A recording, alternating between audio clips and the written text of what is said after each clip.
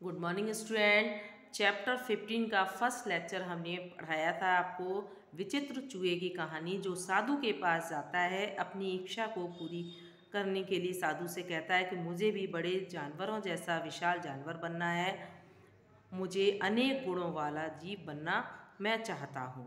आइए lecture number 2 में हम पढ़ते हैं आगे की कहानी को। ध्यान दीजिएगा बेटा।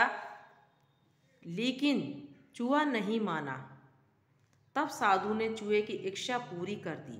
बार बार कहने पर और साधु के समझाने पर चूहा नहीं मानता है, तो साधु ने उसकी इच्छा को पूरा कर किया।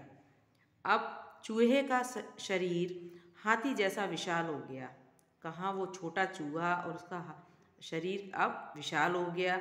पक्षियों की भांति उसके शरीर पर उड़ने, पक्षियों की जो भांति पक्षी जिससे उड़ते हैं वो पंख भी उसको लगा दिए, के लिए पंख लग गए। अब उड़ने के लिए शरीर तो हाथी जैसा हो गया, उड़ने के लिए पंख भी लग गए और पानी में तैरने के लिए पूंछ भी लग गई। सारी इच्छाओं को साधु ने एक साथ ही पूरा किया, लेकिन उसका मुंह अभी चूहे जैसा था। आखिरकार वो चूहा था, विशाल शरीर भी बन गया, उड़ने के लिए पंख भी लग गए, तैरने के लिए पूंछ भी लग गई, लेकिन मुख से वो चूहा ही था। चूहा ऐसा शरीर, ऐसा जो उस विचित्र शरीर पाकर बड़ा प्रसन्न था। लेकिन चूहा खुश हुआ कि अब मैं विशाल दिखने भी लगूंगा, उड़ने भी लगूंगा, तैरने भी लगूंगा। सारे जो मुझे गुण चाहिए थे वो सारे मुझे मिल गए। इस बात को लेकर चूहा बहुत खुश बहुत खुश रहने लगे। लेकिन अब बाकी जानवर कैसा उसको देखकर व्यवहार करते हैं, उसके साथ कैसा, तो वो देखते हैं। वह तैरने के लिए गहरे समुद्र में गया। समुद्र के सभी जीव ऐसे विचित्र शरीर वाले चूहे को देखकर हंसने लगे। अब ऐसा विचित्र शरीर देखकर सभी जीव जंतु उस पर हंसने लगे कि देखने में मुख से चूहा है, शरीर हाथी जैसा है, पंख भी लगे हैं और तैरने के लिए पूंछ भी है। विचित्र शरीर को देखकर हंसने लगे। तब चूहा उड़कर आसमान में पहुंचा। अब समुद्र से चूहा आसमान में पहुंचा तो वहाँ भी पक्षी, जो वहाँ के पक्षी थे, वहाँ देखकर उसे अनोखे जीव को देखकर उसकी हंसी उड़ाई गई।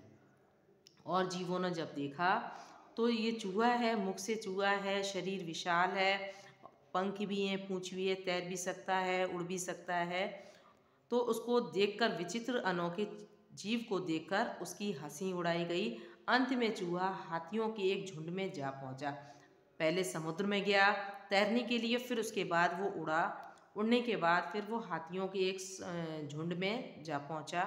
हाथियों ने उसे अपने झुंड से भगा दिया। सभी हाथियों ने अपने झुंड से उसे, समूह से, झुंड यानी कि समूह से भगा दिया। निराश होकर चूहा साधु के पास पहुंचा। अब समुद्र में गया तो सभी जीव जंतु हंसने लगे। जब वो उड़ने लगा तो वहाँ भी पक्षी उसे देखकर हंसने लगे, उसकी हंसी बना ली। जब वो हाथियों के झुंड में जाके पहुंचा तो वहाँ से भी उसे भगा दिया। अब चूहा निराश हो गया, उसको देखकर कोई खुशी नहीं हुआ। वहाँ से जब निराश होकर चूहा फिर वापस साधु के पास आया। साधु ने उसे फिर से चूहा बनाते हुए कहा। सब जब साधु के पास आया तो अपनी बात कही। साधु ने भी समझाया, मैंने तुम्हें समझाया था ना, ईश्वर ने जैसा जैसा हमें बनाया है, भगवान ने हमें जैसा बनाया है, हमें उसी में संतोष करना चाहिए।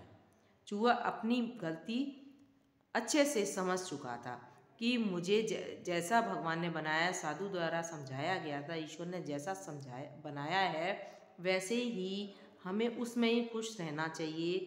चूहे ने सारे रूप बदले लेकिन वो कहीं भी खुश नहीं, और जीव जंतु से देखकर खुश नहीं हुआ, हंसी उड़ाई गई।